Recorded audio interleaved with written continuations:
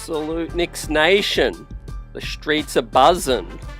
Tonight at MSG, the New York Knicks bounce back in a major way. Great game from the Cap, 44 points. The three-point ball was falling tonight, 5 of 10. The team high, 29 assists as well. The defense got back tonight as well. Let's give out these game balls as the Knicks get the win. Bounce back on the first of a back-to-back. We've got Detroit coming in tomorrow night as well. Shout out to the chat. Shout out Replay Squad. As the Knicks are now 26 and 14 on the season. Winning tonight 140 to 106. Right, handling the Milwaukee Bucks. Again, big game because the Bucks were in the 4th seed. The Knicks are in 3rd still, but create more separation, right? But more importantly tonight, fam, the New York Knicks moved to 11 wins, 3 losses after a loss. So the bounce back game is on point this season. Let's talk about it and let's preview tomorrow night's game, as Jalen Brunson did get a bump to the shoulder as well. He went back to the locker room in that third, but he came back strong and finished the game out. And Tibbs emptied the bench. Can we get a thumbs up for that tonight? As the Knicks cruise to victory, comfortable win. Let's shout you guys out, fam. As the Knicks got it done. 44 points from JB, man. 5 of 10 from distance. Great to see the three-point ball fall. Buzzer beater, coach in the building. Many more popping through right now. Blessings to you. Hope everyone's doing great. Smash that like button. Subscribe to us on the channel.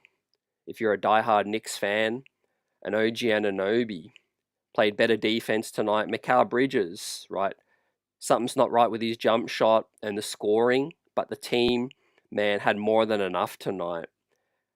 Karl Anthony Towns, shout out to him, 30 points, 18 rebounds, 8 of 9, was getting the whistle tonight, was forcing the issue on the drives as well. And yeah, Milwaukee Bucks defense, just they've got a lot of work to do. You know, I mentioned they're in the 4th seed, so the Bucks are going to be there around. You know, they have rescued their season after a really, really poor start. But if they're the 4th seed, then I'm really, really not worried at all. Right, as the Knicks just put on that clinic. And Cameron Payne gave the Knicks some really good energy tonight. We're going to talk about Cameron Payne and, of course, our Cap. But yeah, 11-3 after a loss, right? We'll talk about that OKC game. Right, I did want to collect my thoughts after what was an emotional kind of game and a big letdown. But look, it's a marathon, you know, the season. Obviously, the Knicks are working on being, you know, the best team that they can be defensively. They just weren't it on Friday night. But tonight, the defense fueled the offense, you know. I think the Knicks started tonight, guys, playing at a faster pace. They were more willing to shoot that open 3 early.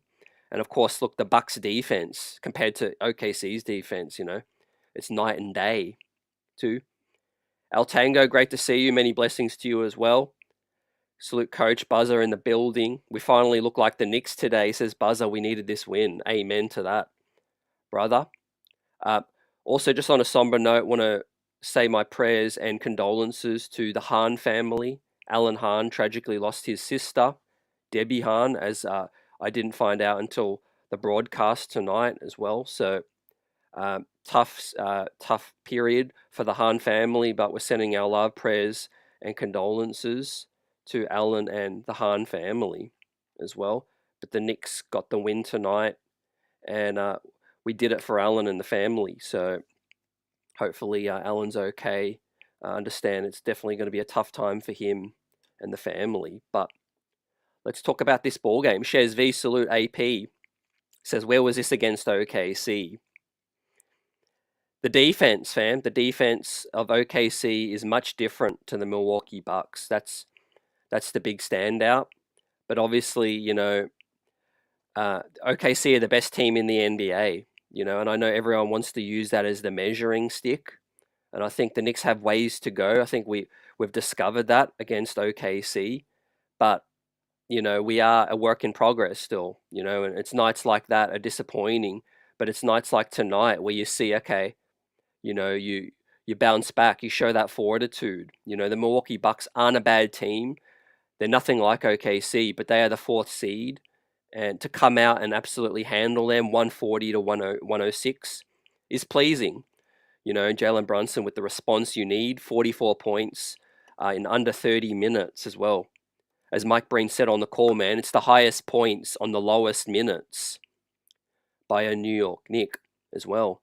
And that attributes to the faster pace, you know, better decision making from the captain, you know, and willing to get those threes up. We just weren't shooting enough threes against OKC, you know, to counter what they're trying to do to you. You know, they're trying to press up on you defensively.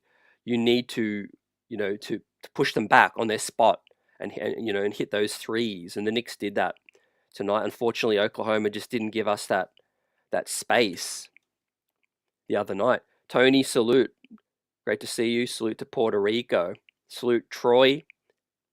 Great to see you as well, fam. Everyone out here. Many blessings. The Knicks Nation. And our season continues. 26-14. Big game tomorrow night. You know, Detroit's coming. Cade Cunningham's playing like an all-star. That's going to be a good test. Again, as this home cooking period continues, we need to take care of business tonight. Obviously, Karl-Anthony Towns tonight was the second best Knick. Efficient as well, 10 of 16. His passing, man, unbelievable tonight. The cutters were on point. Hart had a great game, a good bounce back as well. 11 and 11 with 4 dimes. But yeah, Bridges and OG, you know, they seem to be the barometer of our team in terms of, you know, beating the elite. Right, I'm not going to put the Bucks in the elite category. If we want to beat one of those elite teams like Boston, OKC, or Cleveland, we definitely need more from OG and from Bridges offensively, because the captain can't carry us all night, and neither can Karl-Anthony Towns against those good defenses, you know. And the Bucks just aren't a good defense, you know. Tonight they tried to go toe-to-toe. It was a shootout early. Dame was definitely really, really aggressive, but my biggest takeaway from the OKC game, and we're obviously going to focus a lot more on tonight, but I just want to get my thoughts as they're fresh from the OKC game, is that we just have to be a lot better defensively. You know, we know we're a good team offensively, fam. We didn't shoot well. Credit to their defense again, but we let that affect our defense, and we were soft that night, and we just didn't match their level of physicality. And obviously, Shai Gilgeous is a generational kind of player right now, you know, on a tear. But, you know, no Chet, no Caruso. I mean, we made them look like the Harlem Globetrotters, and defensively, we needed to be a lot better, and we were tonight against Oklahoma. That was our biggest issue, you know. Tom Thibodeau, he hangs his hat on the defensive side, and we've lost a lot of grit without Mitch, without Hartenstein, and so far we just haven't been able to replicate that to that level of grit on the defensive side. Now, we can show it in flashes. You know, Cat's had his moments. Obviously, Wingstop, it's been open sometimes, it's been shut sometimes, but we just need to be more consistent from those guys, man, especially out on the perimeter. And, you know, and Tibbs has to be smarter in terms of turning off the water with these guys. You know, if Shai's cooking, bring the double. You know, bring the double. And also the three-point shooters, Wiggins, Isaiah Joe. I mean, schematically, with the Tibbs system, you know, to let these guys in transition get those threes, you know, we need to stick to them like glue, man to man, right? Have pride. And tonight we did that, fam. So good bounce back. Yeah, Shez v OKC and the Bucks are totally different teams. I mean, very much top OKC, the very, very top. You know, if we did face them in the NBA Finals, we've done well to get that far, but obviously we would be underdogs. But look, every dog has their day. I think psychologically losing that one in Oklahoma, I think that did damage our psyche a little. You know, up 14, you should have closed that one out, you know, and then you get the nice split, you know. A lot of people will focus on that OKC loss at home. It was a blowout. But let's not ignore that one in Oklahoma, you know. That's the Bridges game that we got. We got the best of Bridges that night. We got the best of everyone else. We just didn't capitalize, you know. The bench let us down. So I think that's the one that hurts me the most, and not the MSG game. I think, a lot of circumstances went into the way OKC played. They had their 15 game winning streak snapped. They were always going to come into MSG fired up. And also they knew that we were going to take it to them because we almost beat them in Oklahoma as well. So I think that, did hurt us psychologically a lot, and we should have, capitalized in that OKC game, the away game. Buzzer tonight, A+ game ball. You already know what it is. And Troy also says OKC's defense is far superior to the Bucks, but the Bucks have better offense, as we saw in the Cup championship. Look, shout out to Giannis, man. Giannis, maybe he's going to find himself a new team in the future, and I think, he's old school, man. He just doesn't quit, Yeah, his game is flawed a little, He's never going to be a great shooter and a perimeter kind of player, but yeah, man, I think the Bucks, for them and their championship hopes, I think Brook Lopez, Bobby Portis, and of course Middleton, their ceiling rests with those guys. They're falling off a cliff, but yeah, for us tonight, man, Brunson and Cat was enough to carry us tonight, and they couldn't stop us, defensively, especially with the ball movement and the Cat being so aggressive, getting penetration and hitting those threes as well. Yeah, Buzzer, I'm retiring that Wingstop name for now. For now, it might come back later in the season, but we just need to see more consistency from those guys right now. David, good win. Needed it after the disaster OKC game. Yeah, great point. What I'm looking at is, how do you bounce back? 11 wins, 3 losses after a loss, That tells me that this team does show that fortitude. Yes, just like any team, they can throw up a stinker and have a big letdown. That doesn't make it any more excusable, but it's what you do the next night, and you bounce back and you get it popping, man. Fortunately for us, not every team is like OKC, man. I mean, you got to give them their flowers, Their elite defense does make you look worse than what we were, As much as we were bad, they made us look a lot worse, and there aren't really any teams out there that are going to make us look that bad on our home court, right? We still have ways to go. But yeah, we see it tonight. Space Ghost, salute. Good comeback game after a terrible one. Now let's go on a new win streak downtown tomorrow. Yeah, I think, defense, that's the biggest growth area of this team, fam. We see how good our offense can be, especially when we turn our offense from our defense. As we see the captain tonight, man, he hurt his shoulder, but toughed it out. I think he went back to the locker room, got right, and came out, finished with 44 points. Big time fortitude from our captain, man. He heard MVP chants, and the crowd was on point tonight today for the matinee. We came out ready. I tell guys, most athletes know this, but 50% of the game, man, it's all here. It's all above the shoulders, 50% is ability, skills, and other 50% is all mental. Your approach, how you come out ready.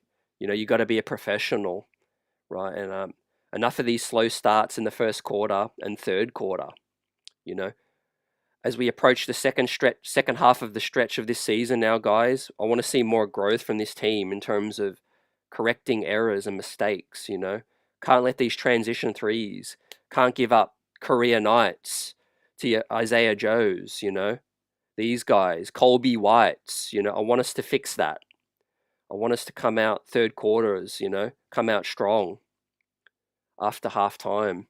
And a lot was made about Josh Hart's quotes, Hart was, spoke quite emotional, quite truthfully after that OKC game. Maybe there were some words had between these guys. I think they're in a good enough relationship to be able to check each other, call each other out. They're all friends, they're all buddies, right?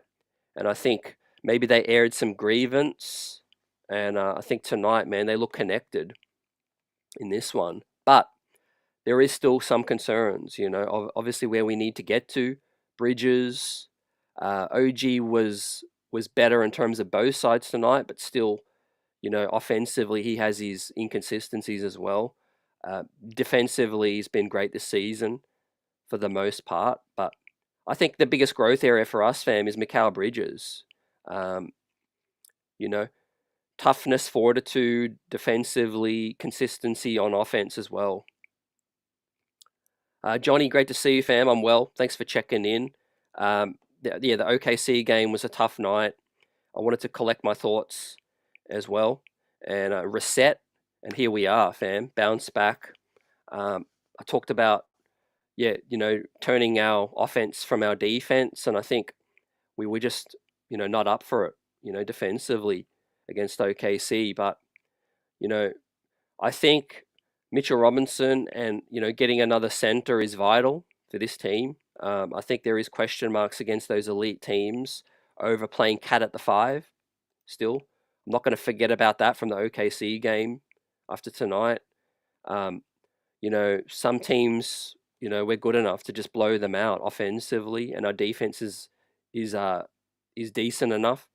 But I think against the OKC, Cleveland, Boston, I think defensively, I would like us to get another 5-man to add to the mix, whether that's Mitchell Robinson returning, getting a Nick Richards, integrating Huck Porty, whatever it is. I do think for the future, I think there is going to be a significant period of time where we're going to need an option at the 5, and you push Cat to the 4 as well.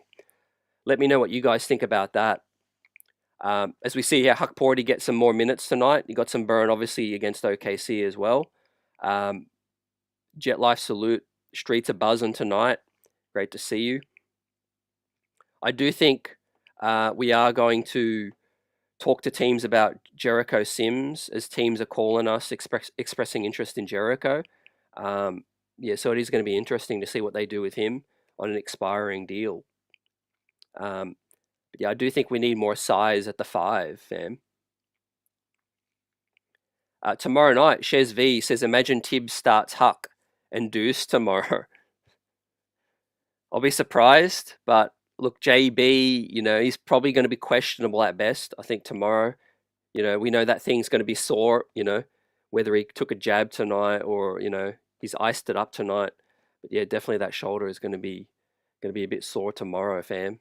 But yeah, Detroit, we're going to take them seriously. We're going to come out with speed, pace, energy. And I think we're in our best position after that. I'm liking the comeback, though, I've got to salute this team for their comeback game. 11 wins, 3 losses. That's impressive, They don't hang their heads. They don't let it linger around, If they put up a stinker, they throw it in the trash and they bounce back as well. So I've got to give Tibbs his grade next up, because he did, get this team up and about for this one, and it was a bounce back. He did take JB off early and a Cat as well. So, we acknowledge that. I've got to give Tibbs a B+ for tonight. Fam, let us know how you see it. We shout it out. Hope everyone's doing well. Great to see you guys buzzing in the chat. Al Tango says, last year we didn't have defensive talent. We were tough, gritty, never say die. This year we lost some of that, but we are a top offense, and we got to find a little more of our defensive tenacity, our grit. 100% agree with you, fam. And I think most fans see that by now. And that's one of the reasons why I do think a 5-man is really important as well. Now, Cat's impressed me, but no doubt if you're trying to, play with the big boys and, the most grittiest teams like Oklahoma, Houston, Memphis, Cleveland, and the Boston Celtics, you're going to need more toughness. You need to show more grittiness. That's not to say that each 5-man units can't show that at times, but I think they've just not been consistent enough, especially Bridges. Bridges and obviously Brunson and Cat aren't defenders, and teams are going to try to take advantage of that. So whether that's Mitch, Huck, whether we get a center in the trade market, I think that is important from what I've seen so far as well. And I'm not just going to use the OKC game as a small sample. It's based on what I've seen all season, basically. let's not forget when we were losing to Cleveland at MSG, how we got back into the game was by going big. You know, we played with one center, one big in that game. Cleveland got up, I think, by double digits, and the Knicks fought their way back. I think Tibbs threw Huck Porty out there. He tried Sims a little, and he tried a couple of big lineups, and the Knicks got back into that game against Cleveland with that size. So I think that is pretty key for me. And obviously, like Stanley says, you know, Daddy A, where was Daddy A? Playing him only in the G League. Toppin played well. Maybe those guys should get some time. I think the wing spot is important as well. Obviously, if you can upgrade there, you know, Landry Shamet tonight, fam. One of the big stories out of tonight, Landry Shamet was out of the rotation. So I don't know whether he was dealing with something. I don't know if this is going to be a long-term thing. I guess we're just going to have to wait and see. But yeah, that was surprising to me because, you know, they've been singing his praise. You know, he's been okay. You know, I don't think they're going to make a scapegoat out of Landry Shamet. So maybe tonight was just an outlier. But long story short, we do need some more size at the wing. And I think Dardier, you know, probably not going to see any meaningful minutes until later in the season, perhaps until he shows more in the G League and, you know, in garbage time. But I think we should give him a shot. You know, we need that size, that length. Defensively, he's been able to be decent. But yeah, you know, Tibbs loves his veterans, fam, and I think Leon Rose, maybe a kick up the butt like the Oklahoma game, is actually what we need for Leon Rose, for Tibbs, and that to, you know, get together, have some words, have some conversations around what this team needs, you know, at the trade deadline. You know, we are fortunate that we haven't hit the halfway point of the season yet. So we're still learning more about this team, and there's still time to make some, you know, appropriate upgrades, adjustments as well. One of them being, you know, another 5-man, in my opinion. I do think Minnesota did struggle playing cat at the 5. You know, until they got Rudy Gobert, they weren't able to make the Western Conference Finals. You know, and then they went on that run. D. Grant, salute. CT, they only beat 2 playoff teams in 40-something games. Okay, that's interesting. Interesting.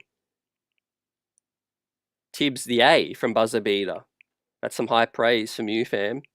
That's some high praise.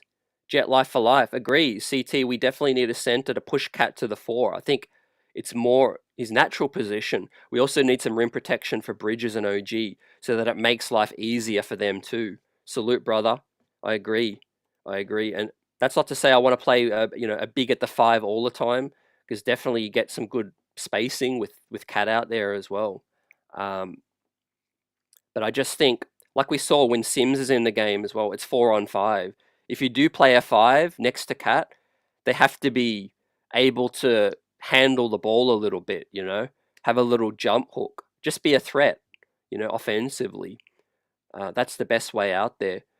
Obviously, can you imagine if Rudy Gobert, or a player that plays next to Cat like him, actually was better on offense? I mean, Minnesota could have won the championship. I think Rudy Gobert's limitations were actually the reason Minnesota couldn't take that next step. Now, can you imagine if we played a big next to Cat, but had an offensive game as well, where you have to respect him and you have to respect Karl Anthony Towns on the perimeter as well? That could be something Leon Rose is really looking at. And obviously, Mitchell Robinson is better than Rudy Gobert offensively. You know, he's got better hands. He's a better lob threat still. Just as good as an offensive rebounder as well. So yeah, it's going to be very, very fascinating. But from what I see is our perimeter defense obviously has to get better with Bridges, more consistent. Brunson is what he is. You know, he's not going to become a lockdown guy. You know, we already know that. So the pieces we build around Cat and Brunson are so important. They have to be consistent. If they're not, then we're just not going to be able to hang with the best teams in the league. No matter how, you know, decent they are defensively with Hart, OG, and Bridges, you know, they just have to be better. They have to be more consistent.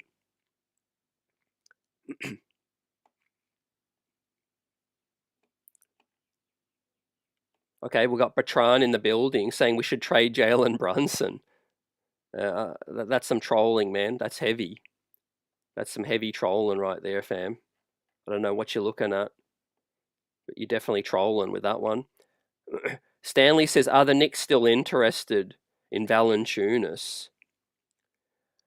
I haven't really heard any concrete reports, fam. I do know the Lakers would be interested.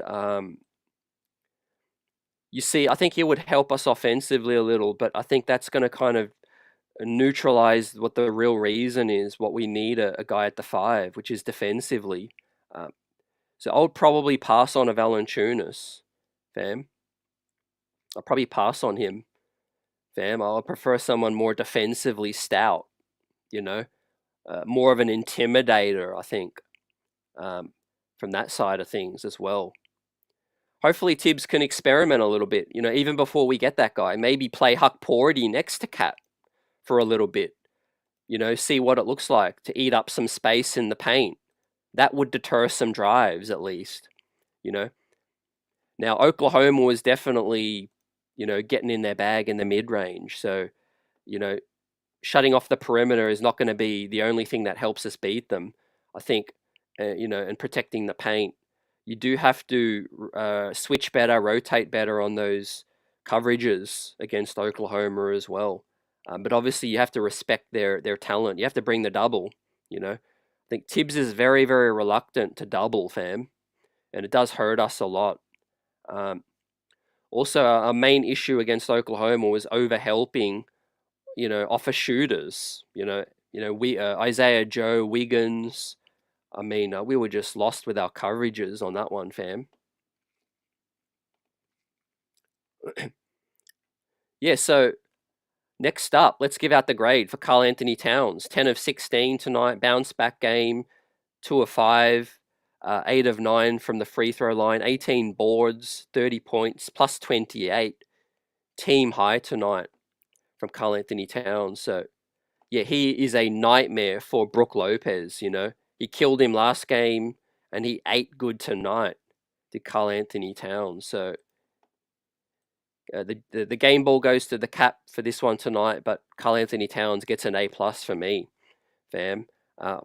Obviously, you know, he's playing at an all-star level, all NBA right now. You know, he's definitely showed fortitude this season. It's going to be interesting to see as we play Cleveland again. We're going to play Cleveland 3 more times. We're going to play Boston again plenty more times as well. Those are the matchups I'm really looking at if we are playing Cat at the 5, fam. We know Cat can kill any other team. I mean, we've seen it now. We've been around the league once, mostly.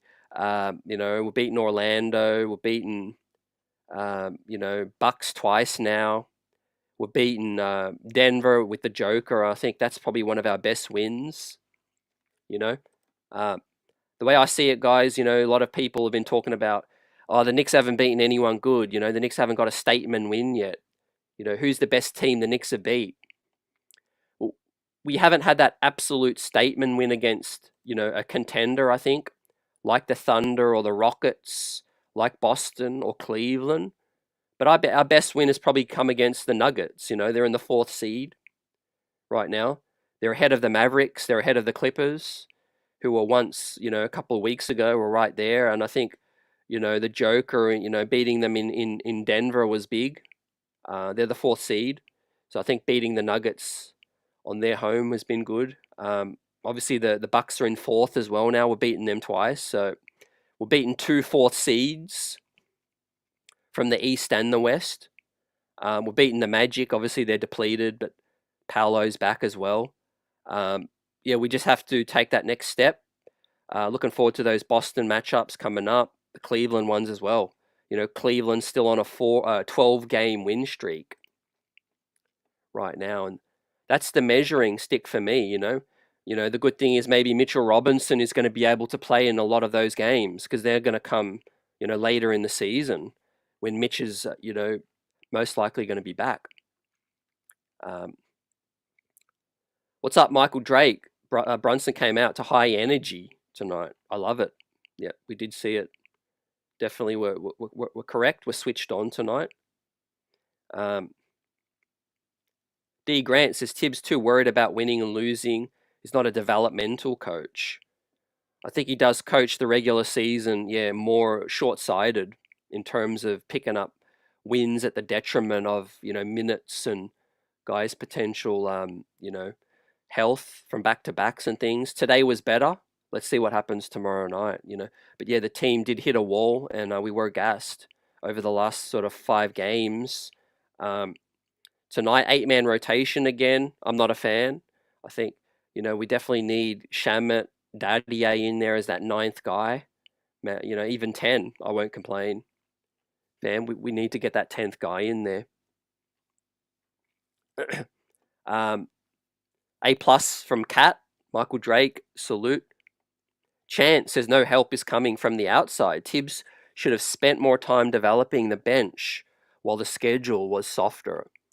Yeah, I agree with most of that. I think there was a period, definitely really early in the season, where you could have, stuck with it, stayed true to, Dadier, Tyler Kolek, giving those guys some minutes. We'll talk about Campaign tonight. He bounced back, but we know what Campaign is. He's streaky, he is inconsistent, throughout his career as well. It's time to develop the future of, some of these positions, and I think Dadier, Kolek, and Hukpority, there's important element to those guys' development.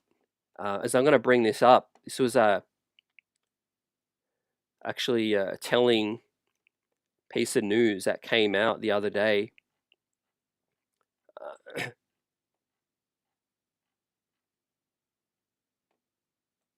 Okay, let me bring this up.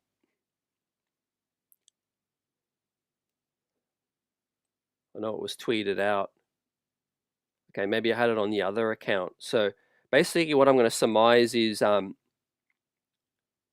basically there was some reporting from Steve Popper of Newsday saying that at the highest levels of the franchise, meaning, either ownership Dolan, president Leon Rose, Gerson Rosas, William Wesley, there was some concern from that level of the franchise in terms of the lack of the rookies' development, coming through, which has, exasperated some of our depth issues, So yeah, that is understandable. There is some concerns over those guys not being utilized, those guys maybe not developing faster than what, the Knicks had hoped. So the Knicks will be searching for a developmental coach for the Westchester Knicks, apparently, according to Steve Popper of Newsday. So yeah, they are on it. They do understand the concerns in that area, and needing some more depth, but also understanding that these rookies can give us something, and needing to see them develop faster. And I think, Westchester's the best place, and a developmental coach there is going to help those guys get to their ceiling quicker. But I do think in the meantime, it's really important that Tibbs, can give them spot minutes, because otherwise, how do you grow? If you're not getting a chance, how do you get that opportunity, right? If you're not even going to get early garbage time minutes, the problem Tibbs was making was he would have guys in the game still with 4 minutes remaining, up 28. It was crazy. Like Chance said, those are the minutes. Those are the perfect times when you just need to clear the bench and get those guys in the game. Give these rookies that chance. Because you're going to rely on these, you're going to need those guys eventually, and there might be some minimal help coming from the outside. We can't control who's going to trade us this piece, and, what do we have to give up and things like that. Maybe we do need to wait to the summer where more draft picks will be available to trade, because right now we've got some restrictions on, some potential picks so we can move, but right now we're very limited in terms of player assets that we can move out. So yeah, improvement has to come from within. Tibbs first, in my opinion. I think the coach, it starts with him first, and then obviously the inconsistency of Bridges. And recently, the 3-point shot of OG Anunoby has been funky, not going to lie. Today, Brunson came out of a 3-point shooting slump as well. That was key. tonight, 5 of 10 from the cap. So, but we can't get away from our ball movement, fam. 29 assists tonight. That's what we need, always, forever. Keep the ball flowing, keep the ball moving, right, side to side, and don't let that defense set, Man, did Oklahoma's defense just make us look average? Made us look awful, actually below average. But like I said, the rest of the league, we also have to beat them too, and those teams aren't as good as OKC. So we get nights like tonight, complete domination from our New York Knicks. We used our pace. We got downhill.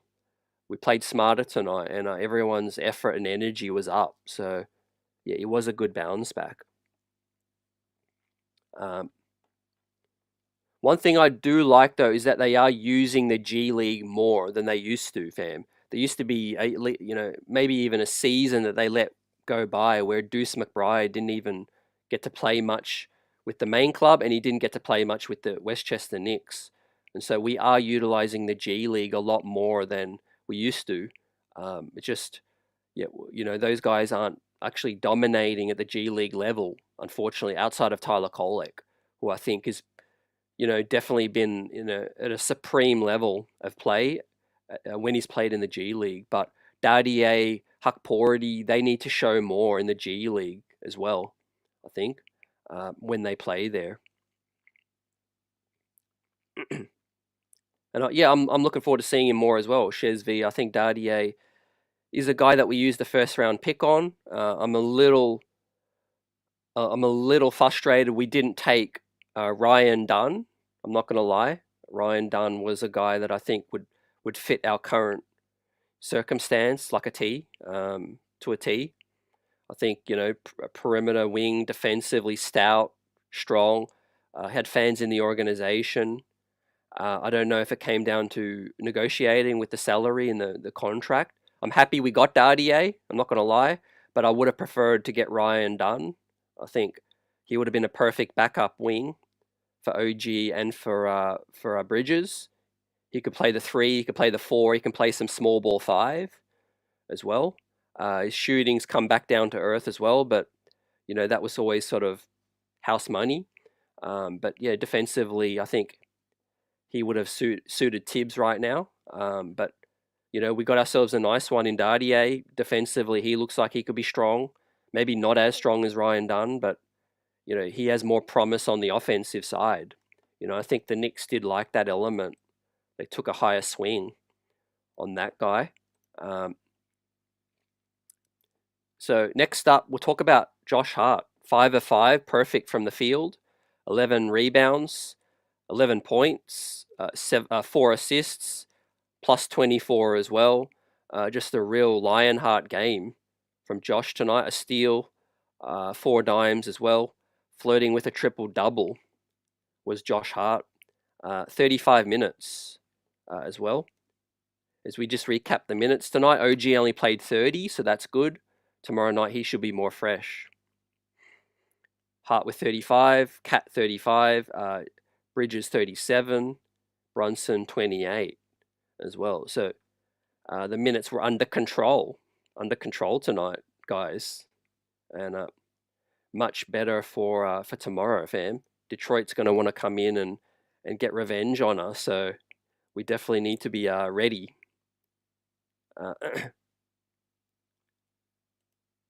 Salute to Josh Hart. As I dial up his grade right now, let me know what you guys give to Josh tonight. I'm flirting with an A and an A+. I'll give Josh an A+ as well, fam. 11 rebounds, 11 points, 4 dimes, a steal. Plus heavy in the plus minus. Great game in controlled minutes tonight.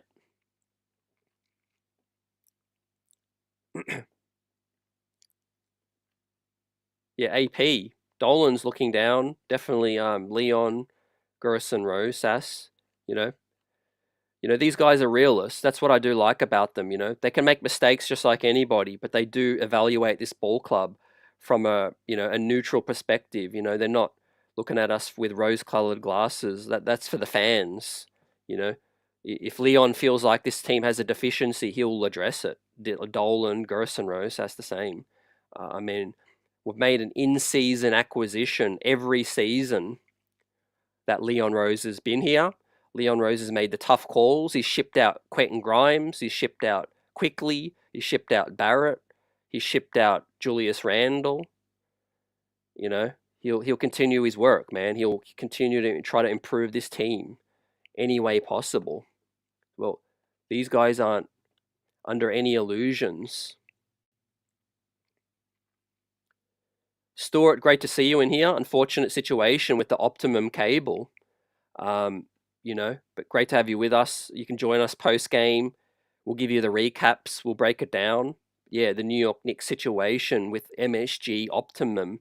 It's affected a lot of diehard fans, and hopefully, yeah, you can get some solutions soon.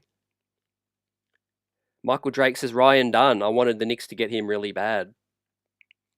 Yeah, he's looking like a one that would have really, you know, fit in well. Obviously, things can change. I'm not a future, you know, I'm not a psychic. You know, I can't read the future, but I do think that what we've seen just so far, I think Dardier is not getting minutes for us right now. Ryan Dunn's getting serious minutes. You know, I think I would have loved to, you know, be in that war room and understand why the Knicks didn't pull the trigger on a Ryan Dunn. But we move. We do got a Kevin Mack. Like you said, I like Kevin Mack from his college game. I've said before numerous times, I'll say it again, Kevin McCullough was arguably, based on college career, the most ready-made rookie for this New York Knicks team coming into the season. Everyone wants to talk about Kolek. Everyone was talking about Dardier and, you know, after minutes, Huck Porty. But Kevin McCullough, based off his college career, was an elite defensive perimeter player, you know, and a perfect fit for Tom Thibodeau. So maybe the Knicks are holding a lot of hope that he could be our Ryan Dunn. So that is a great point, fam. Unfortunately, it looks like it's you know, it's going to be a red shirt season, because you know, his health. You know, he's got a lot of red flags right now. Altango 45 CT. Do you think we're going to make a move this year? 100%. 100%, fam. We will 100% make a move, fam. And I'm willing to eat crow if we don't, and come on here and I'll talk about it, obviously. But I think this team will definitely make moves. I think Leon Rose, William Wesley, Gerson Rosas, Dolan, they are movers and shakers, fam. There's all the examples I gave, fam. They would have watched that Oklahoma game and, you know, they probably would have had a meeting right after that game. Not going to lie. You know, these guys are, you know, constantly in check with the team. Tom Thibodeau as well. You know, they don't want to settle for less. They want this team competing for that championship as soon as possible. You know, they don't sign all these players to massive contracts just to settle for second best. You know, we're paying OG Anunoby $42 million. We're paying Karl Anthony Towns 50, 60 million in the coming seasons. We just extended Jalen Brunson. Josh Hart has got multiple years running as well. This is a work in progress still, but this is a team that we're hoping to compete for a championship right away. So yeah, we're definitely going to be making some moves.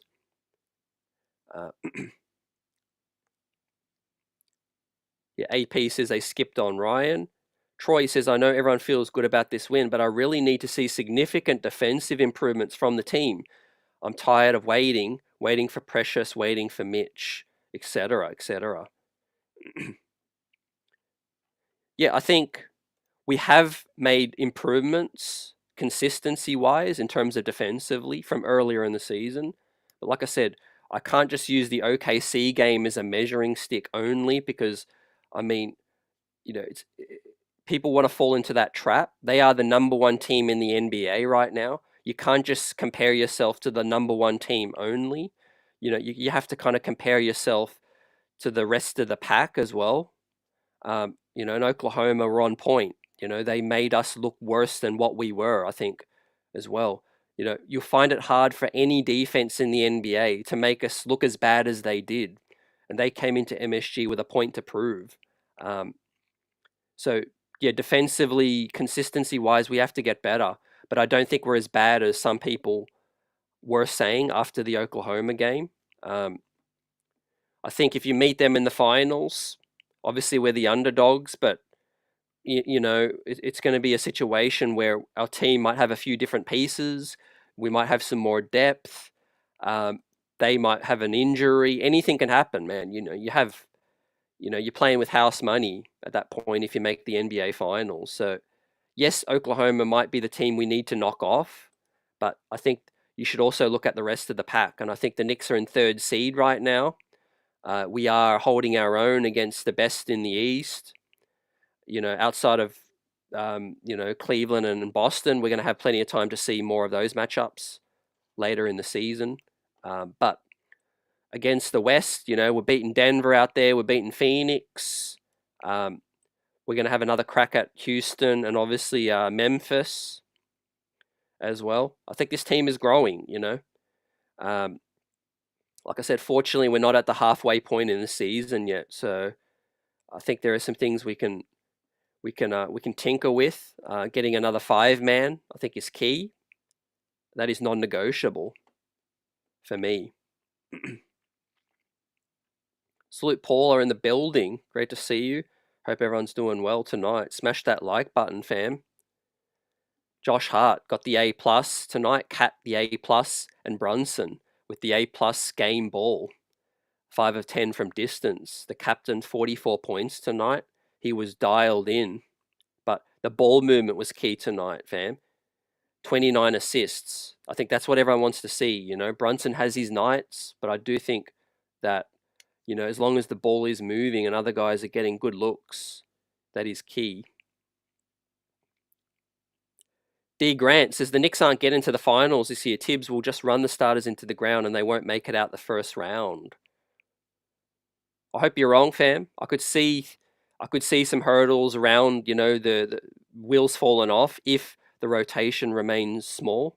I think Tibbs has to improve, extend the rotation to 9-10 men. I think maybe he's waiting on Mitchell Robinson to do that. Maybe he's waiting for another acquisition. But yeah, our bench is shallow. Payne, Shamet. He's got to trust Huck Porty, Dardier, Kolek. He's got to trust one of those rookies, I think, to come in and hopefully repay him. I think that is key. We need some youthful energy. You guys notice how good we are when we're running. We play with a faster speed. I was screaming this from the hilltops, fam. When we're playing OKC, we're playing too slow. Brunson was just walking the ball up the court. Lou Dort could get set in his defensive stance. Guys could just sit there and, lock in on Hartenstein could lock in, Shea could lock in. We were playing too slow against Oklahoma.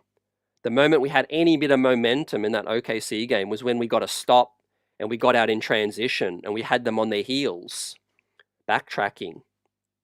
If we're constantly picking the ball out of the net and Brunson is just slow walking that ball up the court, good luck, man. Good luck against Lou Dort and those other dudes, Dylan Brooks and that. They're going to pound us and be physical. And that's when we find it hard, to get good shots. Notice those games against those good defenses and good wings, we don't get many threes up. Because, they're all up in our grill. We don't even have a second of space to get a 3-point shot up. So we must get faster. We must play downhill, fam. Anytime we get a stop, we must run, in my opinion, against those elite teams. Now, against teams like the Bucks, that aren't good half-court defenses, we can play slow. We could still punish. We have cooked this season many teams, and we'll cook a lot of teams. But against maybe Boston's, Cleveland's and OKC's, we have to play faster. In my opinion, fam. Paula says Deuce is still not there yet. Yeah, Deuce is working his way back. he is really, really important that he gets his 3-point shot back, and that his perimeter defense is needed. 19 minutes tonight. Deuce was playing around 25 before he got injured, and I think it's key against those elite teams that Deuce plays heavy minutes. We need his 3-point game.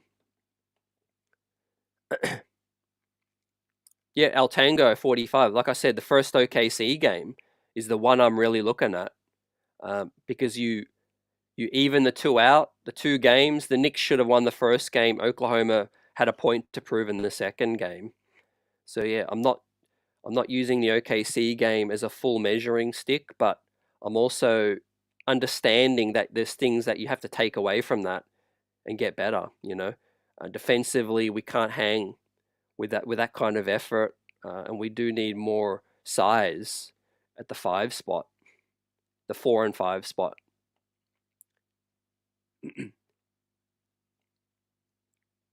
Johnny says TKO is the juice this team needs to awaken Bridges and OG for easier shots. Yeah, that could be a good look. That could be a look, Johnny. Hopefully the second half of the season, these guys can get some opportunities and take them, Now, I'm happy for Campaign. I'm happy that he played well today, but it's all about the future. And I think Tyler Kolek is, first year into a rookie contract. I think we are going to need him, and you do need to work on his development and get him some opportunities. He has been relatively dominant at the G League level, whereas the other couple of rookies have not.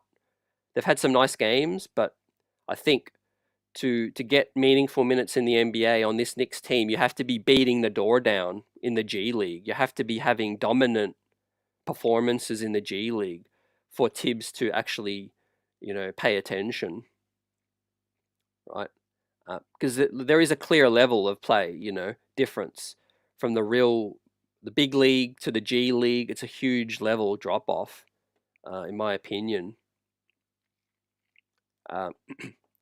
Yeah, we let that one slip in OKC, man. I think a lot of people will be talking different, but let's not discount that a good kick up the behind is sometimes what you need throughout the season. And I think that heavy loss to Oklahoma could be the stem of changes, could be something that helps this team adjust, and change. Guys questioning each other, looking at each other differently, maybe holding each other more accountable. Even Tibbs, Tibbs probably had to have a conversation with Leon Rose as well. Everyone just needs to be held more accountable. And I think these guys are mature enough, they're experienced enough to do it. There are veterans in there. Some of them are won at the highest level. Tibbs has won as an assistant in Boston. OG Anunoby's won a championship with the Toronto Raptors. The Villanova roommates have won a championship at the college level. Karl Anthony Towns has got to the Western Conference Finals. Mikal Bridges has played in the NBA Finals. They've all won at the highest level. And I think these guys need to be mature about it. They need to call each other out if they can. They need to check each other. I think, that all tides can lift everyone up in terms of not just one guy, but everyone just needs to lift each other up. Like Paula says, exactly, they need to be more accountable. That's it. Yep. Just call each other out, be more accountable. And look, I'm willing to believe that even if some players don't like something that Tibbs is doing, I believe that they are on a good enough relationship where a Brunson or a Cat could go to Tibbs and say, hey, Tibbs, I understand this, but let's try this. Or what do you think about this, Tibbs? This ain't working. I believe Tibbs would listen to Jalen Brunson if he went to him and said, you know what, man, you can't, I need a breather, I need a blow, sit me down a bit. Or you know what, Huck Porty, he's cooking in practice. Maybe we should give him a shot, or maybe this ain't working, Tibbs. Let's try this. I think, all of these guys could hold each other, more accountable. Shares V says, didn't OG win it all as a rookie? I don't know if he was a rookie fan, but I do know, yeah, OG was on that Kawhi Leonard, championship. He did miss the NBA Finals. He was injured, but he was a part of that playoff. He was a part of that playoff run, I think, before he got injured, fam. But he did get a ring. He didn't play in the finals, but he still got a ring. So yeah, he was a part of the Marc Gasol, Serge Ibaka, Fred Van Vliet, and Kawhi Leonard championship with the Raptors, fam. So yeah, he knows what's required. These guys, they. I think fans need to understand these guys actually know. I'm glad the MSG crowd as well let them know. I'm happy with the boos. I'm not someone who, you know, thinks that the fans did anything wrong with booing the team. I think we're all smart fans. New York fans, the best fans in the world. I think they let their team know. They let their team know when it's not going the way that it needs to go. And I think these guys need a healthy check. I think that's what the OKC game was, fam. It was a healthy reality check, a reset, maybe. Everyone's checked their egos at the door. We're not entitled to anything. We can't just show up to any game and expect to blow the doors off any team. We just have to be real about the competition. We have to be real about our deficiencies and say we're willing to work hard and get better. We're willing to improve our defense just with hard work and accountability and all of that. And look, lo and behold, tonight we bounce back. Brunson, I think in his career, man, his bounce back game has been exceptional with the Knicks. Just when everyone was talking about the calf and what's wrong with JB, we had some people in the chat say trade him. I mean, that's extreme. That's on the extreme level. But right now, Brunson bounces back when he has a bad performance. 5 of 10 is the key stat for me tonight, fam. I was saying this before the season even begun. The thing that is going to help Brunson sustain his level of play and take his game to the next level is the three-point shot, fam. There's only so many post moves he can develop. He's already matured in that game. The up and unders, the post-up fadeaways, the floater game is on point. All of those moves are elite, but they are already where they are. I think the next step in Brunson's game was the three-point ball, and you see the limitations when they take that away. He can't drive on the trees, on those wings. He does need to get that three-point shot off, I think, to be effective. Now, most of Brunson's 40, 50-point games, he was elite from the three-point ball. He was just splashing them and ripping people apart. And I think that is the key part of Brunson's game. Damn, so we got it back tonight. Now, let's talk about the wings now. Like we spoke about with Buzzer Beater, I've retired the Wingstop name for now because I think these guys just need to get gritty, They need to buckle down, roll their sleeves up, and get gritty again. And OG Anunoby and Bridges, fam, I mean, there might not be two more important players in the starting five for us to win a championship. Those guys have to play better defensively and offensively as well, both sides of the floor. They've made their name in their careers as a two-way wing, and so far it's been more of one side rather than the other. And in the case of Bridges, sometimes neither. Let's start with OG first. 5 of 12, 2 assists, 1 rebound, 1 block, 11 points, plus 21. 2 turnovers, 3 fouls. So 3-point shot still not flowing. OG Anunoby has been a little inconsistent with the 3-point shot recently. Now tonight from the field, 5 of 12 is not as bad from 3, but he was cutting well. They were finding him off the back door, and Bridges, OG's always a guy that makes himself available. He does move well off the ball. I think that he did get away from that a little bit against Oklahoma. They were shutting off the passing lanes, but yeah, OG is deadly when he's cutting off ball. He's a threat that you have to pay attention to. So defensively, I think he's been way more consistent, obviously, than Bridges has. This season. But we just need that beast, that two-way level of play. OG, we need that Dole come out. A guy that takes matchups personally and says, "Forget this, man. I'm getting 5 steals tonight." We need that Dole come out in OG Anunoby, and I think that's what's going to make this team a hell of a lot more dangerous. I noticed those guys try to crash the glass a bit more tonight, so hopefully, those guys are more cognizant of getting more rebounds. Tonight, I'll give OG a B+. What do you guys think?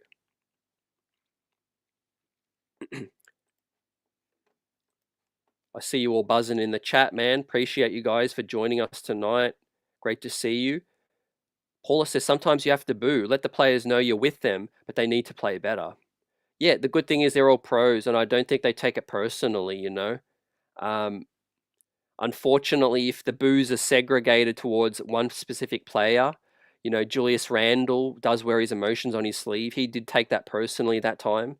Obviously, we know the rest of this history, but I don't think anyone on this roster would take it personally. I mean, Bridges has heard a lot of boos directed at him, and he seems to be able to brush it off. So I do think that, these guys do, understand, and they were disappointed in their own effort. I think they all looked dejected after the OKC game, but it's all about just getting on the same page. And as disappointed as it was, you can't be like the sky has fallen, because you can't be, we can't be the best third seed ever.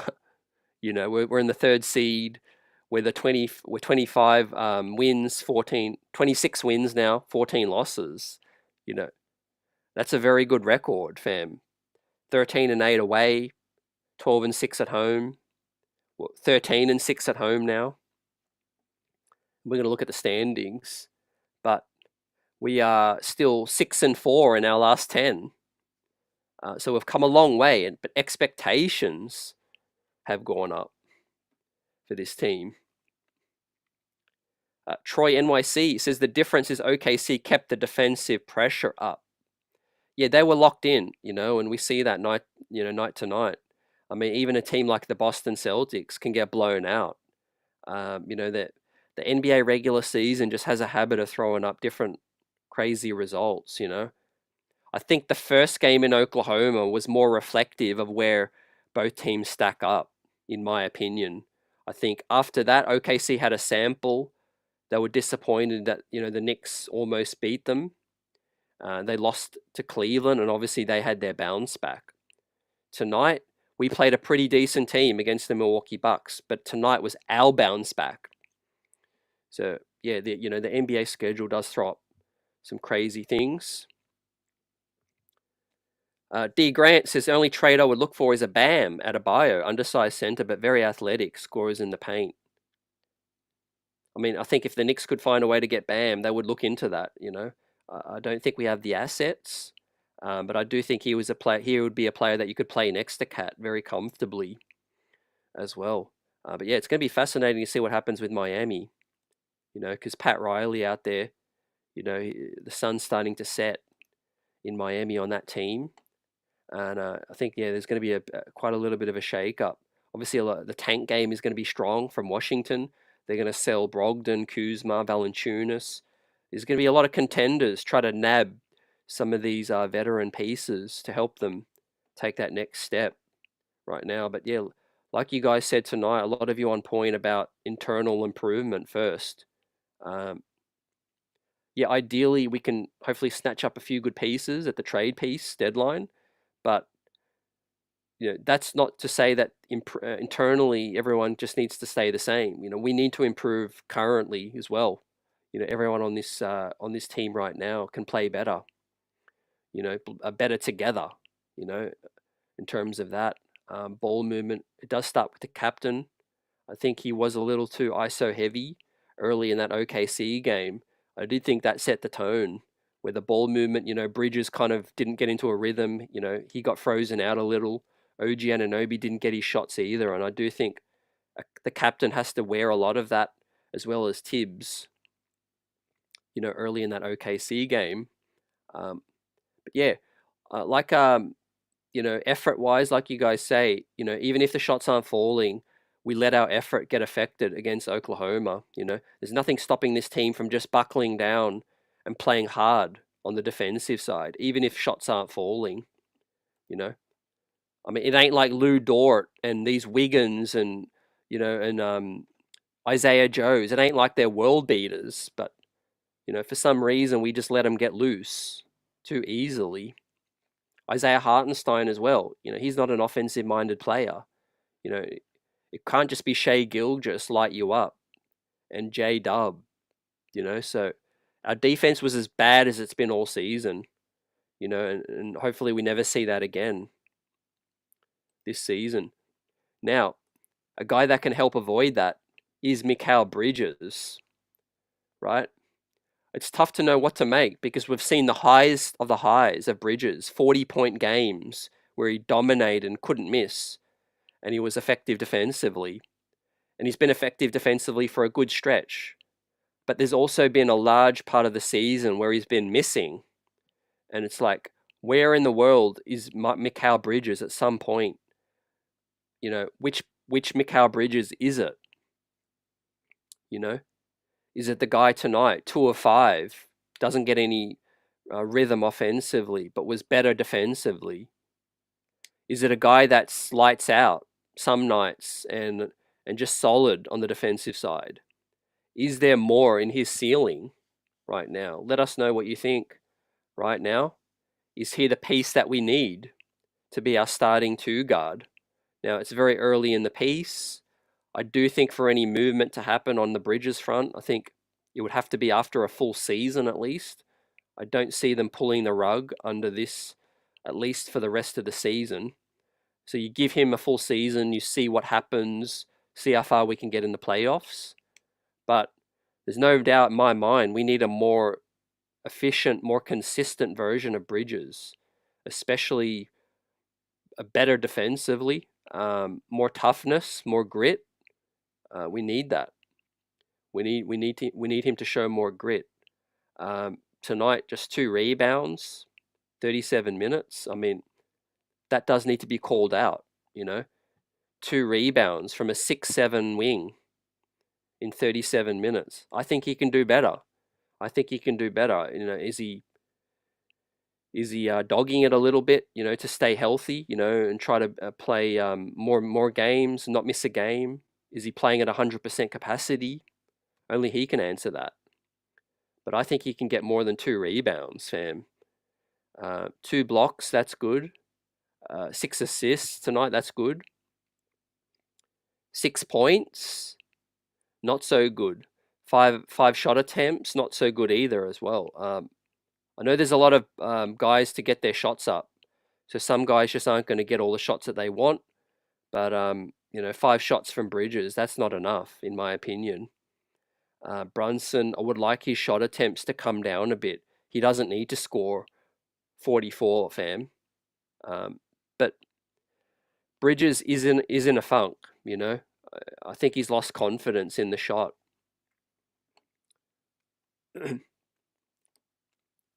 Johnny says OG deserves minimum B+ for all wins because his D is massive. Pause. Absolutely, man. Absolutely.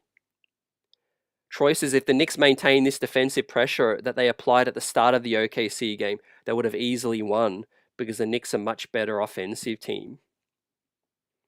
I think 48 minutes, that is a great point. You have to keep up that effort. 48 minutes. The guys have lapses, fam.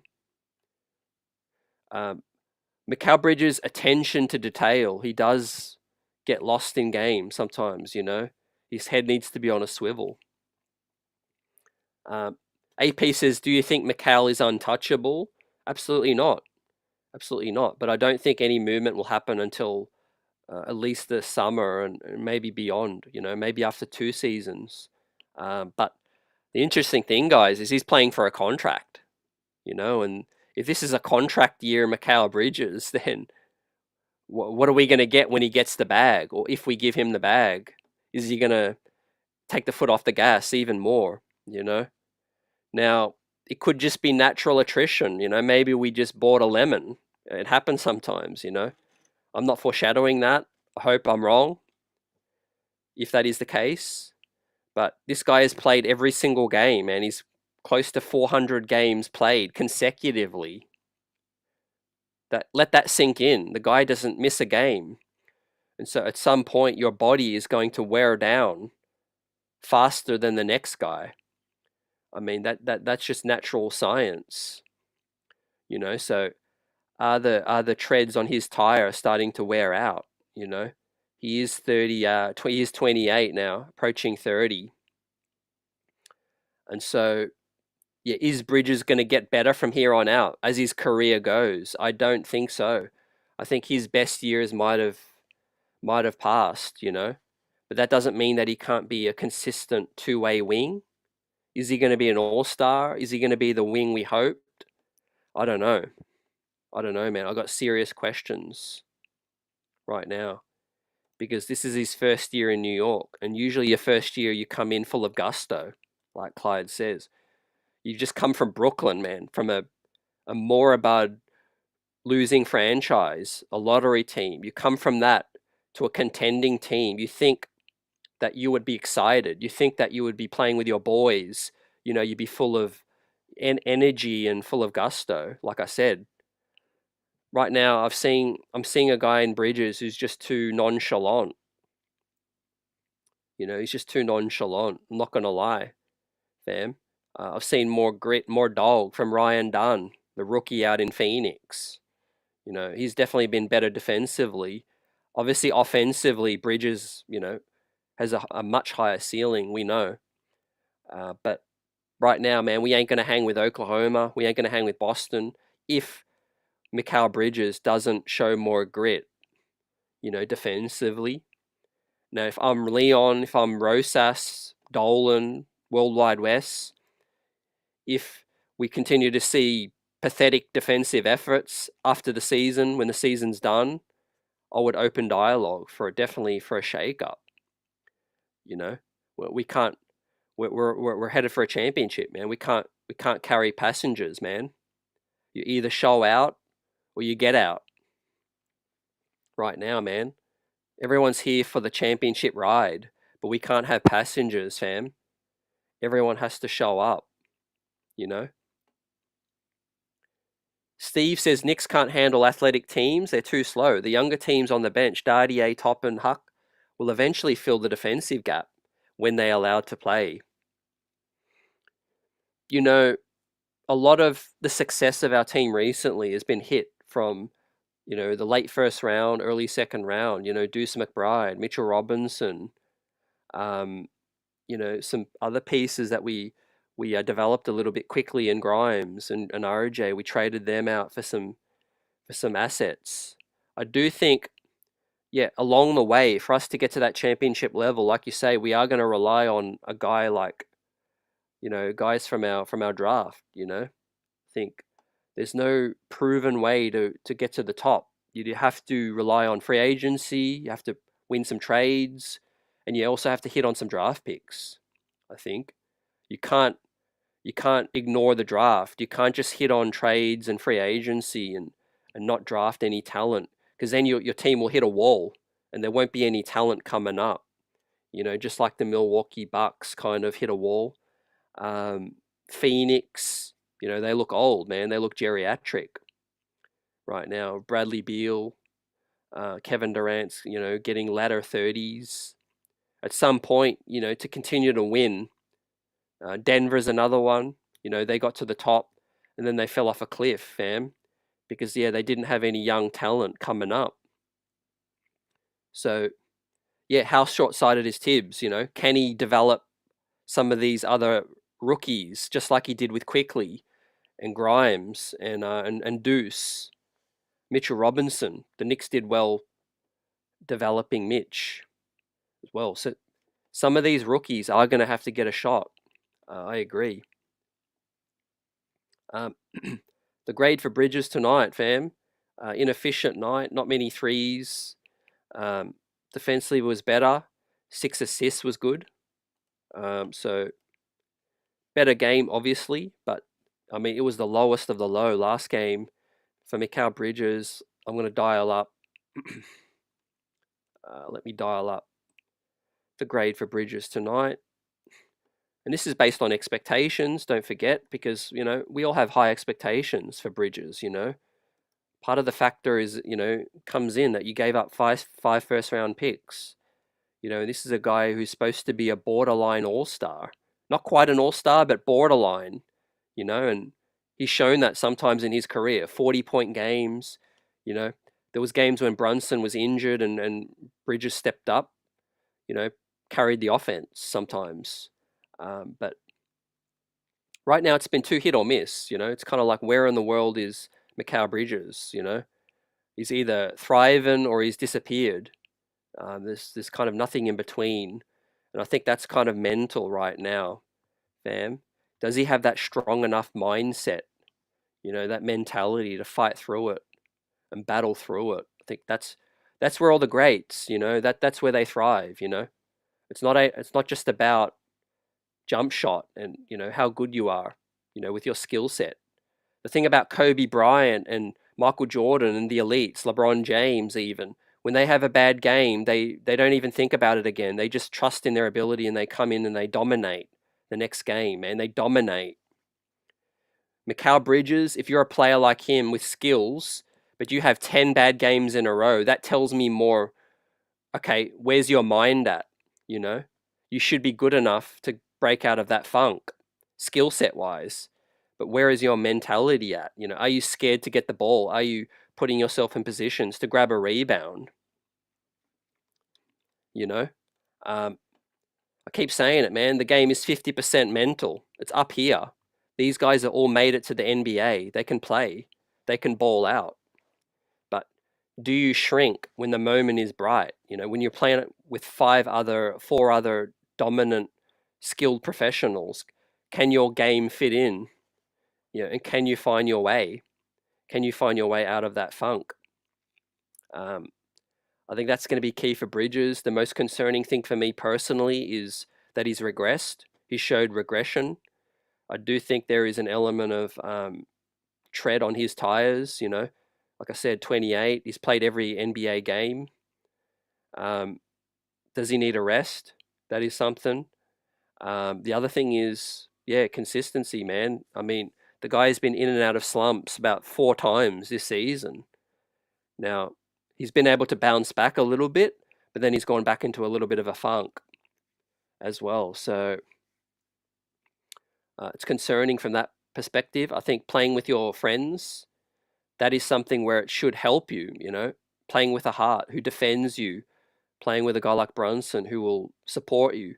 That should be something where an environment where you should be able to, to get out of this. And I do think, we're close, fam. I don't want to sound negative, like I'm not trying to be. I just think we are close. I think, let's say, for example, if you swapped Bridges out for another elite 2A player that's more consistent, then we could beat Oklahoma. I think it's as close as potentially one piece. That could be the difference, right? Defensively. I mean, you can slow down Shai Gilgeous or J Will, J Dub. You have a chance to beat Oklahoma. You have a chance to beat anyone. But if you get the soft, bad version of Mikal Bridges, then the defense just opens up, man, like a matador. Now, so I'm not advocating for switching it up right now, but I'm saying in the future, I won't rule out maybe a switch up, fam. You put another elite 2A wing on this team, you put a healthy Jimmy Butler or a Kawhi Leonard on this team, we're probably winning the championship. That tells you that. I know those guys are special, but we're kind of one piece away from what we've got, what we're working with right now.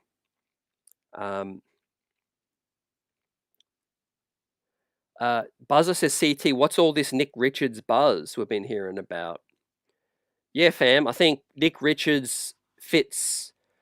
You're hearing that buzz for a number of reasons, because one, the Knicks have a good relationship with Charlotte, so I could see potential dialogue between those two teams. The other thing is financially, with the Knicks being a hard cap close to the second apron team. There's only so many deals and salaries that we can work with. I think Nick Richards fits that financially. That's another situation why we're hearing more buzz. The other thing is, I think as a player, he fits what would work with this team. I think a guy that rebounds strong, can defend the rim. And I think, yeah, as we get closer to a potential Mitch return, the team would have more intel over how that's going. You know, we don't hear anything because they're keeping hush. But behind closed doors, they're seeing what's happening with Mitchell Robinson. He's not even running yet, fam, to my knowledge. And that is concerning. Right? We ain't pinning our hopes on no savior if he ain't running yet.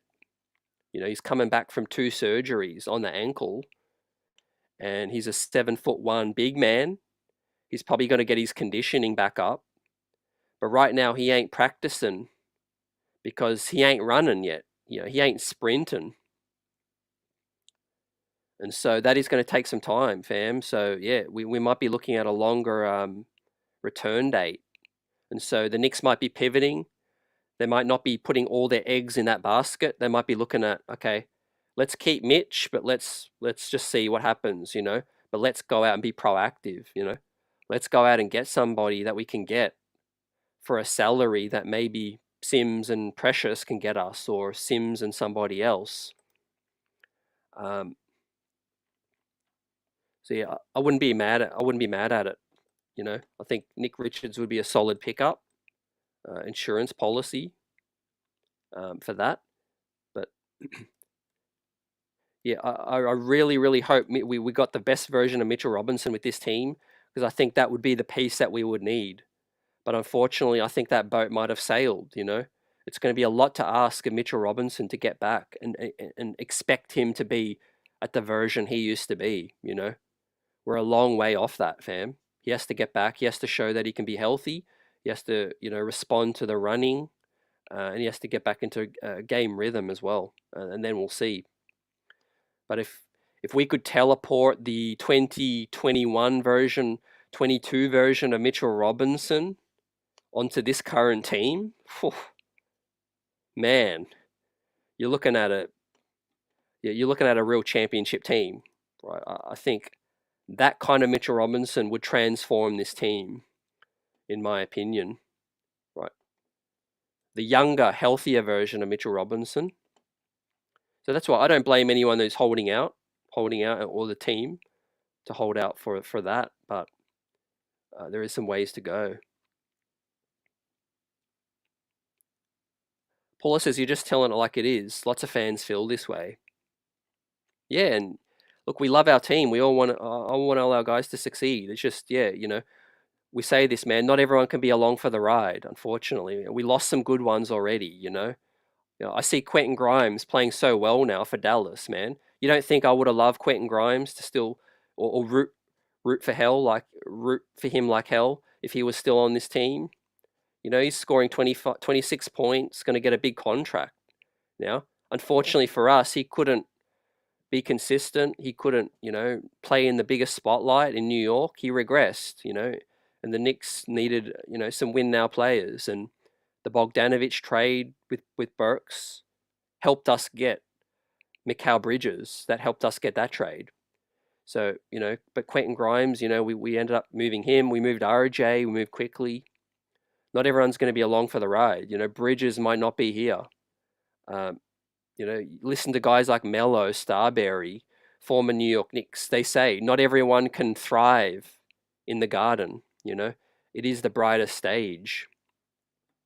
And I think for a guy like Bridges, he's adjusting still. I'm seeing a guy that's still struggling to adjust to the expectations and the spotlight.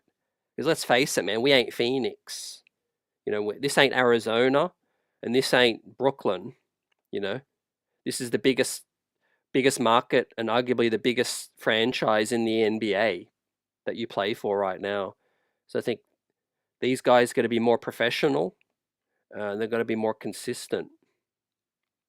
Just work your way out of the slump. If you're in a slump, get in the gym. I mean, one of the best role models of success is Brunson on this team and where he's come from. But the other one is Deuce McBride, man. Those nights when Deuce couldn't break through and was struggling to get minutes, was frustrated, he didn't cry like Obi Toppin or, try to fight the coach. He went back to the gym, he got in the G League, and he let his work do the talking, and Deuce McBride found himself in this current situation. So you have to be willing to put in the work to get out of a slump. You ain't just going to break out of a slump. You got to get in the gym and put up 1,000 shots. If your shot ain't fallen, and hopefully Bridges is doing that. I ain't saying he's not doing that. If he is doing that, I've got no doubt that he will start to come good. The shot will start to come good. But yeah, you can't just break out of a funk if you ain't putting in the work. Deuce McBride will be the first one to tell you that, fam. Be a gym rat, those guys used to live in the gym quickly, No doubt Quentin Grimes has put in the work, he's playing well now. I think he's definitely been working on his game. AP says, I think February you're going to get the real team. That's a good call. Nothing like a healthy shake-up, potentially scare of a shake-up. Does get some guys out of their comfort zone.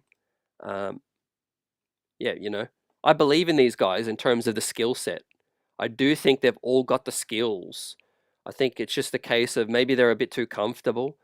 Against some good teams, they've come out a little too lackadaisical, thinking that they can hang if they don't come to play hard. We've seen it against Utah. We've seen it against Detroit. We've seen letdown games. We've seen a lot of bounce back games. No one's doubting this team can bounce back. It's just we hope to not have to bounce back because we're taking teams seriously, But I do think there's some tweaking on the personnel side that can make us tougher and I think a bit more gritty, Unfortunately, you can't really change the style of the play, the way these players play, You either got it or you don't. You're either gritty or you're not, And I think we just need a bit more grit, whether that is a wing, a center, Hakporti Dadier, someone that comes in, plays a bit harder. It gives this team some edge about us. I think we need that. I do think the roommates with the Villanova squad, it is a bit too chummy, a bit too buddy sometimes. I think they're going to be willing to call each other out and be willing to hold each other accountable. Fam, I think that's the biggest adjustment. Now, let's move along, fam, to the bench, because that is the biggest area of an upgrade right now. Tibbs has made some hard calls. He's taken Sims out of the rotation now, looks like. Maybe he's come to his senses, although he'll probably start him again if Cat misses a game, which doesn't make any sense to me. But he's starting to play Hakporti more. He's taken Shamet out of the rotation tonight. Maybe he's trying to figure it out, trying to work with some things. We will talk about the performance from Cameron Payne tonight. Much better. 6 of 10, 4 of 7, 18 points. Big production tonight. So, yeah, the strengths were tonight's game. Cam Payne got up and down. When we do play at a faster pace, Cam Payne does thrive if you can get the ball moving. Don't take, ill-advised shots. But Cam Payne, 14 minutes, man, really good production. He was on fire tonight. The ball was falling from 3. So let's bring up Cam Payne's grade from tonight. It's also great to have Deuce McBride back, man. Second game back as well, man. I missed that crowd calling out Deuce. Definitely Deuce is key. Let's not forget, man, a lot of these letdown games were without Deuce McBride earlier. And the OKC game was his first game back. He's got to get into rhythm. He is key for this team, to have any chance of beating the best teams, right? Look how good Karis LeVert is playing for Cleveland, man. He is absolutely contributing to their record starting season now. Our version of him is Deuce McBride. We need him. We need that. We need that as a sixth man. But Cameron Payne also, if he gives us nights like tonight, that is gravy, Bench productivity, fam. AP says, I would like Bridges to be a part of this. No doubt.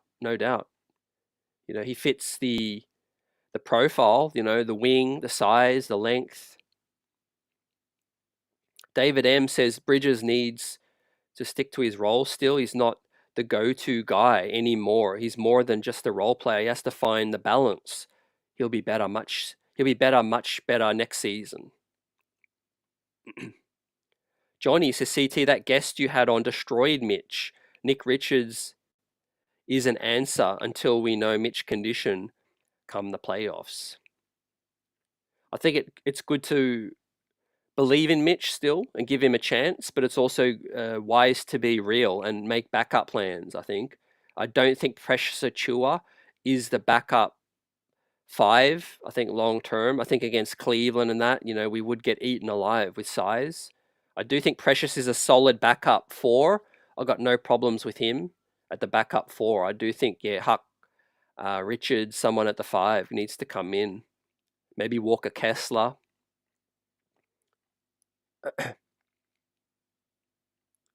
David M says Cam was good today as well. Yeah, he gets a B+ from me.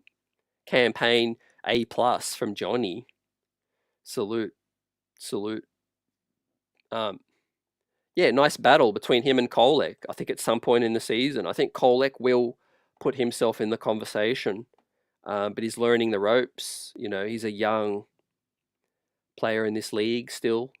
The Knicks have had success bringing guys along slower and, making them get more comfortable.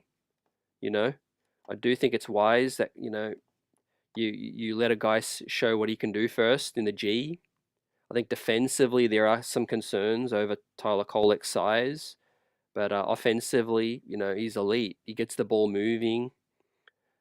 He's a true pass first point guard. I think he just needs minutes. He needs reps. He's getting more reps in the G League now, which is good.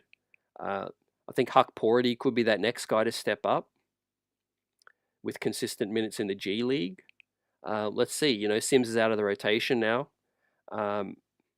And Shamet might be out of the rotation now too. Matt Ryan, they could always cut him from the 2-way as well and sign another 2-way. They could add Moses Brown. Let's not forget.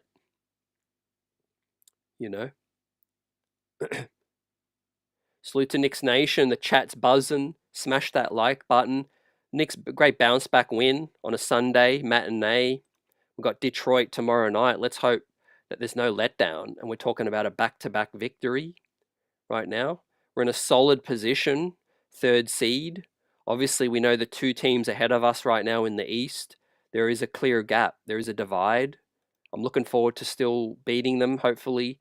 3 games remain against Cleveland, more games against Boston. We're going to learn a lot more about this team, right? Especially right after the trade deadline as well.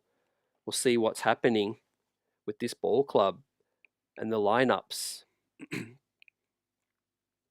Now, Deuce tonight, he was 2 of 7, 2 of 6 from distance, 2 assists, 6 points, was still a +7. Deuce McBride tonight. So healthy minutes, working his way back after the hammy.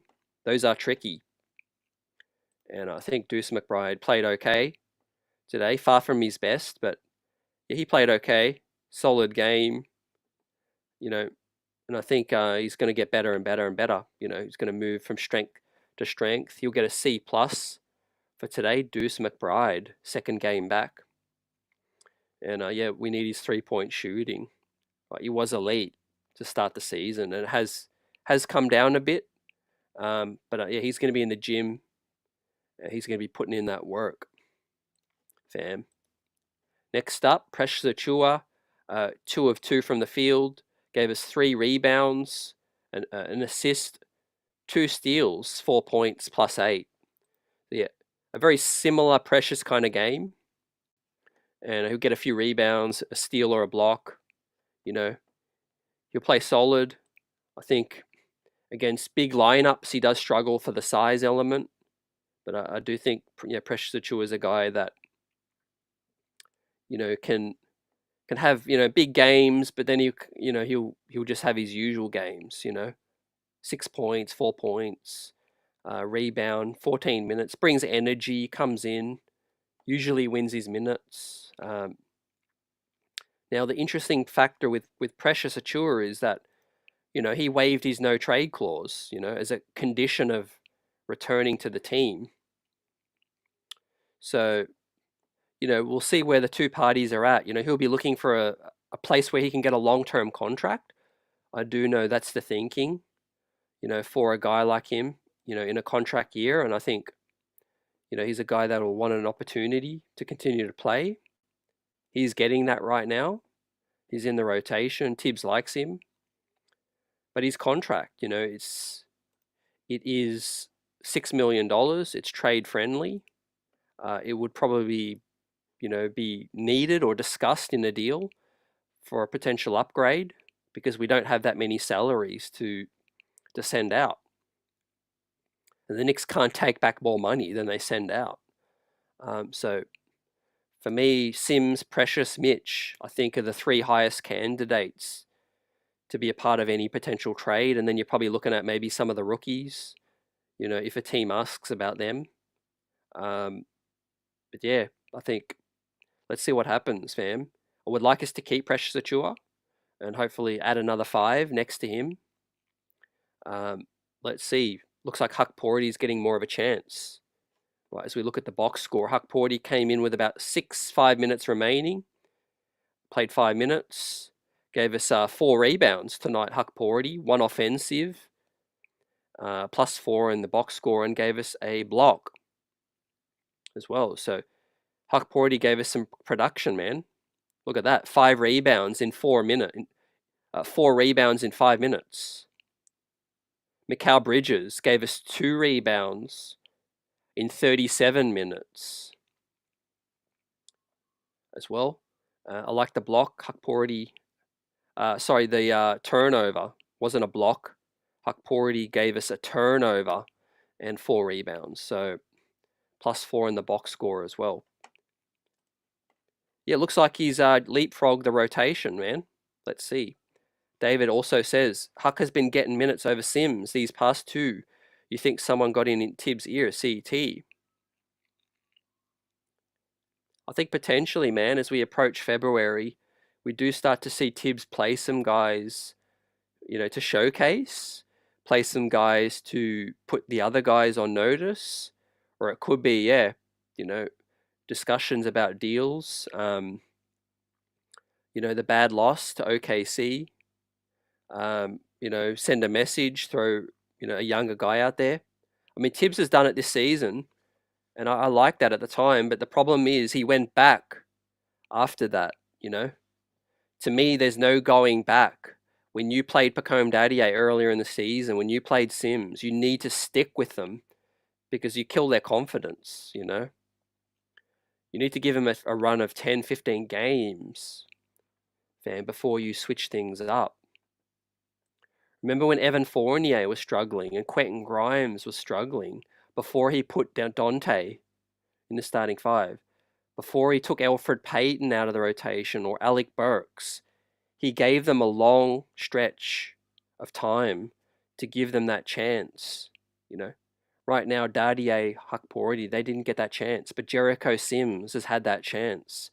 He's had 4 years of chances right now, and I do think that I think the Knicks have probably made a decision, right? I haven't heard anything. I've just looked at some reporting from Ian Begley that teams have been calling the Knicks about Jericho and inquiring about his availability.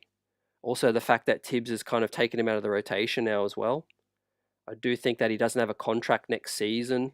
I think the Knicks will be looking to see maybe if they can get a 2nd-round pick for him. Maybe, you flip him to hope to get a few assets that you can use in another trade. Or you could, take a few draft picks. I think the Knicks will be looking to acquire a couple of more seconds.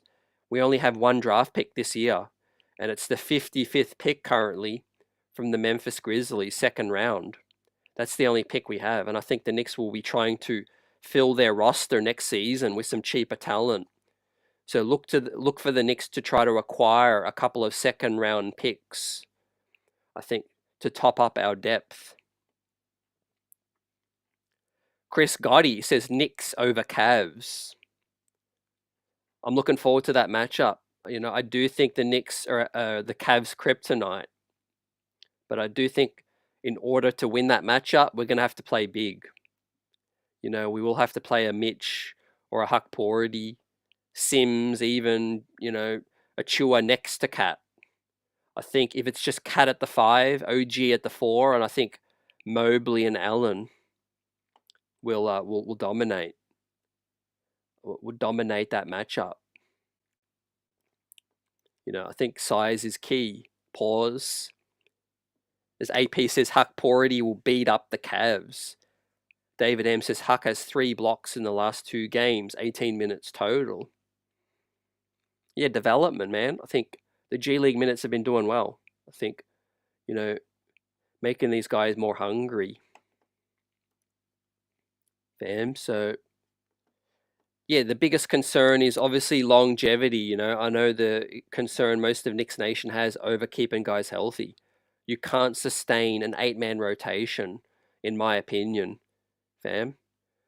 Now, for the whole season, the pleasing thing is where we sit right now is we're 12 games above 500, man. The month of December was so great that it's given us some room to, to slip up a little bit. Not saying I don't want to, us to put our foot on the gas. We absolutely need to, man. I want us to get that 3rd seed, 2nd seed. But we are in a good position, 12 games over 500, As long as we just continue to tread 500 this month, or, we do have the toughest schedule in the NBA for the rest of the season. And so, as I bring up the standings right now, we knocked the Bucks off their perch. Now they are back down to 5. The Magic get back up to 4, and the New York Knicks have, comfortable now 4.5 games on the Bucks from the 3rd to the 5th seed. Now the 4th seed, we have comfortable 4 games on the Magic as well. So yeah, 12 games above 500, that's good. We are on track for a 50+ win season right now with 26 wins. We're not even at the halfway point in the season yet right now. We've got one more game, as tonight was the 40th game of the season, fam. So we're one more game from the halfway point, and we're on track for a 52 win season, which would surpass last season right now. We can afford a little slip up, but right now we only are 2 games back of the Boston Celtics as well. So we're going to have to win some tough games to continue to surge, right? We will play the Cavs 3 more times. That's going to be tough. We're going to play the Celtics 2 or 3 more times as well. AP says Cleveland just had the sweetheart schedule, Indiana, then Indiana. Yeah, every team gets a break for a minute, but we are going to have to expand our rotation, fam. Definitely. I think reality checks are good. Like David says, do I think someone got in Tibbs' ear? I think, Tibbs does consult with coaches. Like I said, leadership, the players even. The players can get in Tibbs' ear. I think practice as well. Tibbs has been consistent. He said to win minutes, you got to play well in practice too. So maybe he's seen some guys lose some confidence. Huck Porty, maybe brimming with some confidence. Maybe he's the next in line to get a shot. Hopefully Dardier and Kolek are not too far behind. I would personally give Dardier all of Shamet's minutes now that Shamet is out of the rotation. And I would have personally given Tyler Kolek campaigns minutes a few games back when he was slumping. But We all know Tibbs is going to give these veterans more of a leash right now. And look at that, Philly, man. They're so far back, you can't even see them, man. You've got to scroll down below the Bucks, below the Bulls, sorry, to see the Sixers and the Nets, fam. The Sixers and the Bulls will fight for that 10th spot, I think, in the play-in. I think the Hawks, Pistons, our next opponent, will fight it out for the 7 to 9 seed. I think maybe Miami are going to fall. They will trade Butler, I think. I think the Bucks will be out of the play-in. I think they're strong enough to stay around 5, 6. The Magic have Paolo back now. They'll get Franz Wagner back soon, and they'll be right on our hammer, I think.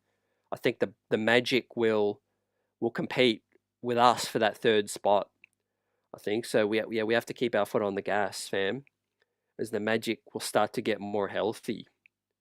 Now, who knows? Boston might regress a little. Look at their last 10, 5-5, fam. 5-5. They've been 5-5 a few games back as well, so they are in a rough patch right now. Let's refresh the games today before we wrap up. Huge, man. 140 the Knicks put up today, man. Offensive juggernaut when things are going. The Bulls lose again. That's good.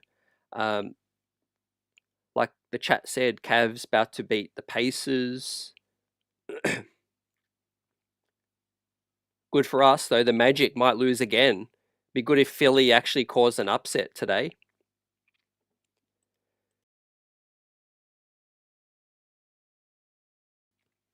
And we have the Celtics, man. Almost just in front over the Pelicans, man, at halftime. So that's going to be fun. That second half right there, man. Maybe the Celtics pick up another L. I'll be rooting for Philly tonight, man, reluctantly. But it will be great for the Knicks if the Magic can lose again. Fam, that would make today even sweeter. And the Knicks here have that 4 or 5 game cushion on those teams. Now we get ready to wrap up, fam. We're back at it tomorrow night, man. I'm hyped. Hopefully we get this back to back. AP says, I really believe the Knicks can beat the Cavs. I believe too. Jalen Brunson's son is Donovan Mitchell. Amen, brother. J.I., salute to you. I went to the OKC game. Hard to see the Knicks beating the Cavs in Boston. Yeah, I think we're learning a lot about our team. I think we need some injection of youth. I think we need another body in the rotation, fam. We need, whether it's the 5 or another wing. But also, you guys aren't wrong tonight either. We need improvement from within. You know? We ain't beating anyone if OG and Bridges don't show up. Man, Cat ain't a defensive player. Brunson ain't a defensive player, man. It's going to be a layup line if Hart, Bridges, or OG don't show up, man. A lot of our success rests on those shoulders right now. Maybe we need to be more forgiving with their minutes, you know. Bridges, like I said, man, the guy's been playing 400 games consecutive. You know, the guy's 28. But not a lot of people realize, does he have the body of a 32-year-old, 31-year-old sometimes, you know? If you ain't missing a game, at some point, it's going to catch up with you right now. And we need another wing, whether it's Dardier, go out there and get Chuma Akiki from the G League, find a trade out there. We just need an insurance, you know? If those guys break down or if they don't have it, we've got a backup. The same way we think about the 5 spot, I think we just need a backup wing as well, just as an insurance, because a lot rests on the shoulders of OG and Mikal, guys. But if they're going well, you know, we're a well-oiled machine, you know. And obviously around the league, we've got a lot more challenges to come, but we're going to be there, right there, man, rooting for this team. Salute to the chat, David, AP, Johnny, Paula, Troy. and everyone out here. Knicks 25 champs. JI in the building. Salute to everyone else. David M, Chris Gotti, Buzzer Beater. Let's go, guys. Salute. Enjoy the rest of your Sunday. Hope you had a blessed weekend. And let's get it. Monday Night Knicks. Monday Night Knicks. You know, we've had a mixed record on a Monday night, so we have to keep this momentum going now as well. Peace, everyone.